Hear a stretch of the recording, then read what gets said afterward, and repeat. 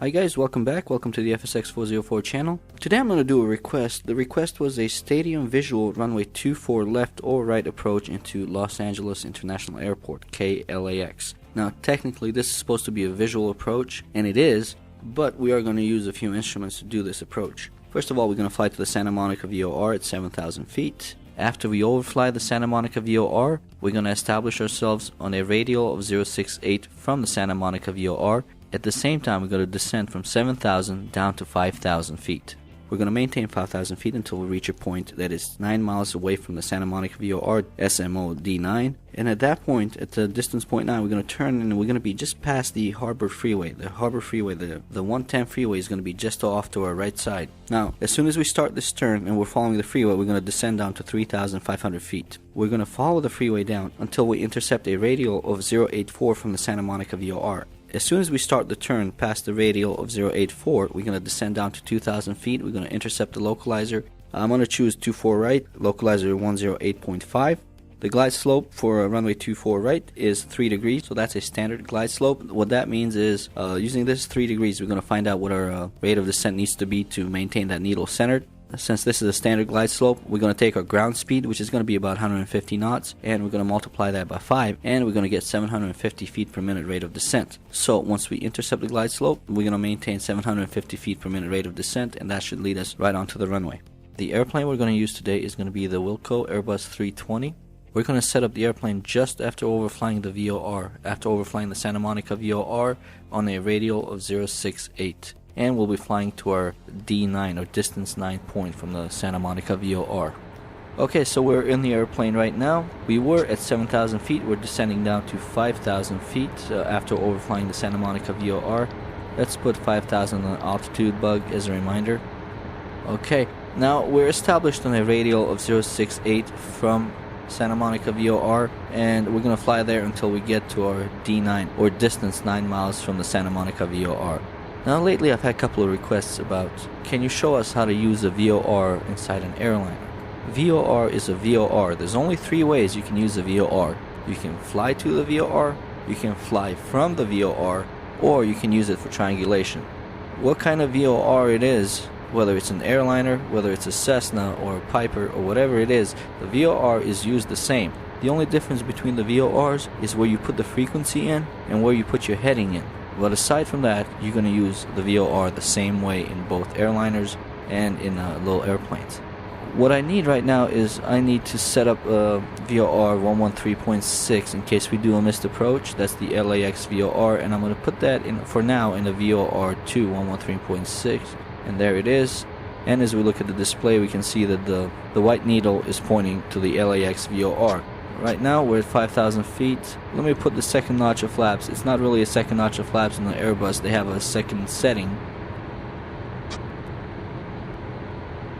For a visual approach like this, it really behooves you to have an IR tracker, and I wish I had one. When you're flying by visual references, you really need to be able to move your head around. And using the hat switch on the joystick just doesn't work as well, especially not in the FS9.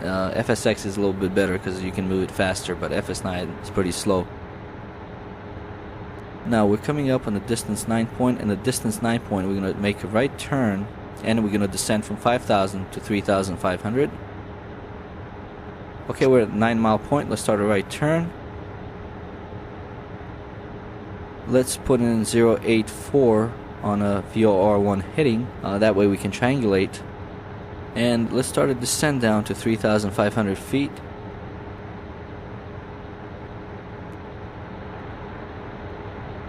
And as we look around, we're going to start seeing that freeway, the Harbor Freeway. Okay, there's the Harbor Freeway. You can see it come up.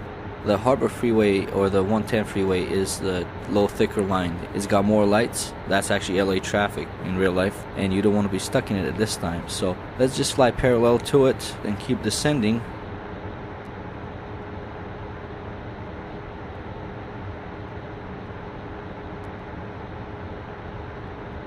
And as you can see, that radial of 084 from Santa Monica is coming in. At this point, we're considered to be established, so let's immediately turn to the right to intercept the localizer for LAX runway 24 right, frequency 108.5. Cleared to land, runway 25 right. She just cleared me to land. Cleared to land, runway 25 right. 249 heading on that localizer. And we're, by the way, we're landing on 24 right, not 25 right. In Microsoft Flight Simulator, they assigned you the runway in VFR, and you can't really change it.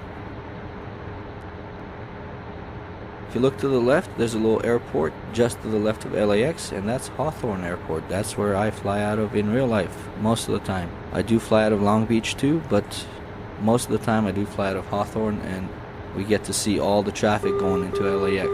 Okay, we're at the outer marker. I'm going to put landing gear down. Usually, our final approach fix is where we intercept the glide slope at a given altitude. But in this case, we're a little high, so I'm just going to put landing gear down at the outer marker, and that should work out. In real life, you would also do the pre-landing checklist at that point.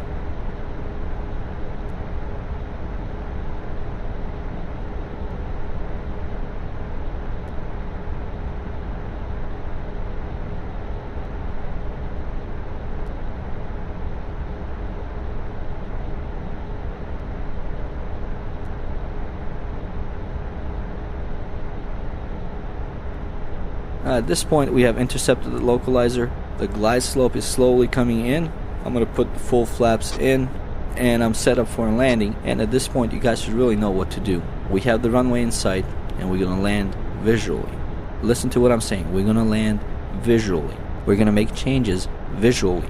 We're going to cross-check with our instruments to make sure we're not off, but all the changes should be made visually at this point. 1,000. For you guys that want to watch the rest of the video, there's a landing. I'm going to show you the flight diagram of this flight after the landing. And the very last thing is going to be the airplane just landing from the outside, the tower view. So, thank you guys for watching. Take care, and I'll see you guys soon.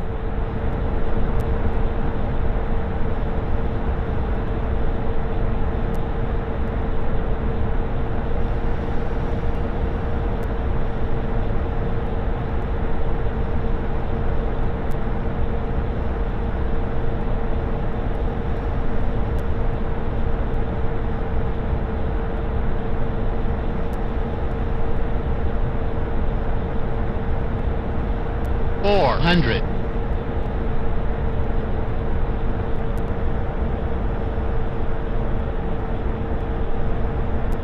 300.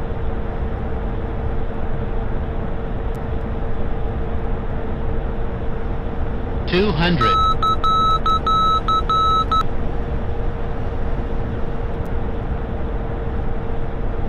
100. 50, 40, 30, 20, Recon. 10,